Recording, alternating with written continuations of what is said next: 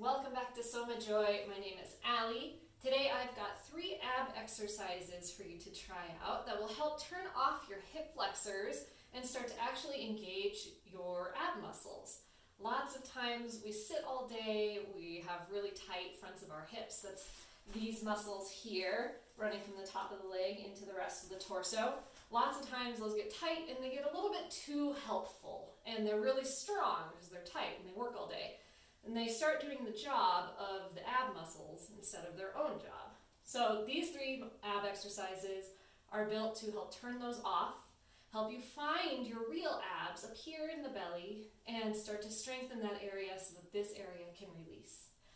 You will need either a yoga block or some firm, light equivalent, a Nalgene bottle, something about 10 inches long that can take a little bit of weight.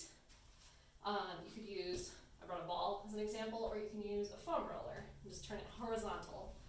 I think that's all you will need. Go ahead and roll out your yoga mats and let's try this. First exercise, we will start on our backs. Knees bent, feet on the floor. So take your prop, your block, your water bottle, whatever you've got, and we're going to dead bug it. So hips come up, feet off the floor, hips at 90, knees at 90. Place your block on one hip, and then we'll place the elbow on the block and squeeze them together. So my knee is pressing into my elbow is pressing into my knee, my other leg's just kind of hanging out here floating. Then see if you can pull belly button into spine. Press into the block. You should start feeling some work here. Breathe.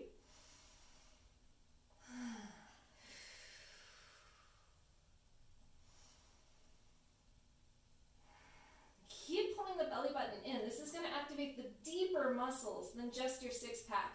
The more we can get those to awaken and get alive, the less work your hip flexors are going to have to do. One more breath. And release. Let's switch sides. There are lots of variations you can add on top of this. For today, we're just going to keep it nice and simple. We'll squeeze right knee into right elbow. Squeeze your prop.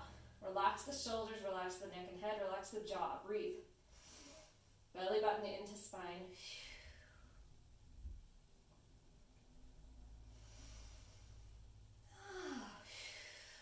Breathing is important here. Don't hold your breath. Press, squeeze. You should be trembling. You should feel it all in here.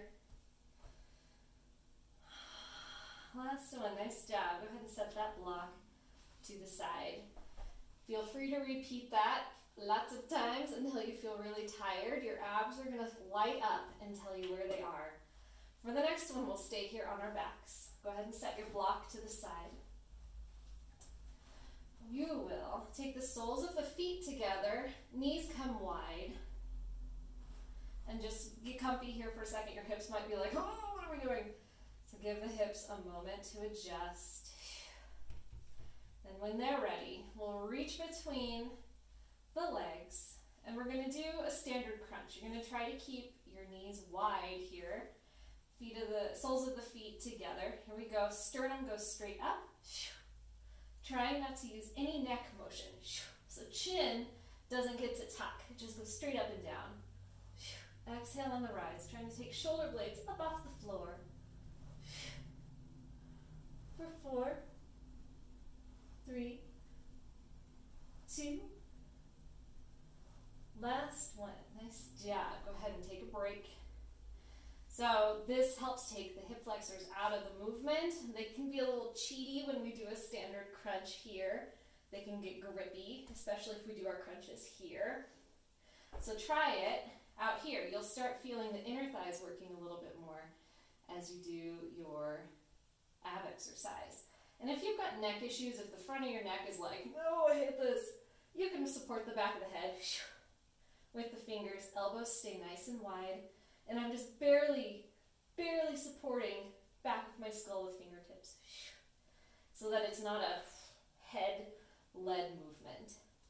All right, repeat that. Usually do 3 sets of 12, and I'll do that once a few times a day. whatever's working for me today. Our last one, go ahead and come onto your hands and knees. And we will start with a plank. Planks are excellent exercises. There's a million ways you can vary them and change how they work to make them easier or harder. So let's start with a nice easy one. Options, hands on the floor. We're just going to walk the knees back so that there's a nice long line from shoulders to knees. Press the floor away, fingers spread wide. Soften the elbows just a little bit.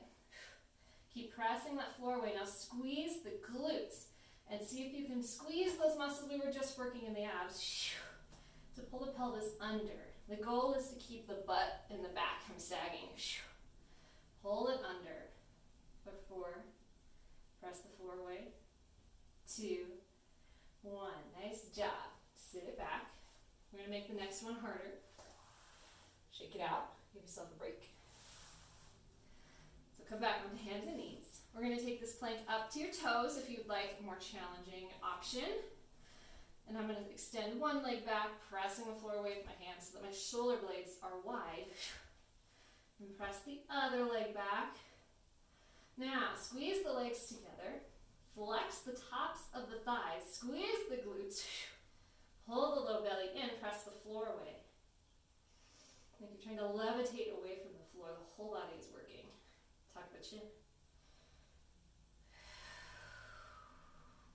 For 4, 3, 2, and you're going to stay here as long as you want, by the way. 1, go ahead and drop the knees. Nice job, shake it out. I'll show you one more plank variation in case your wrists aren't feeling it. For this last one, you can come down onto your elbows. And I like to encourage parallel arms. So I'm going to turn to face you so you can see. So arms are parallel, elbows on the floor.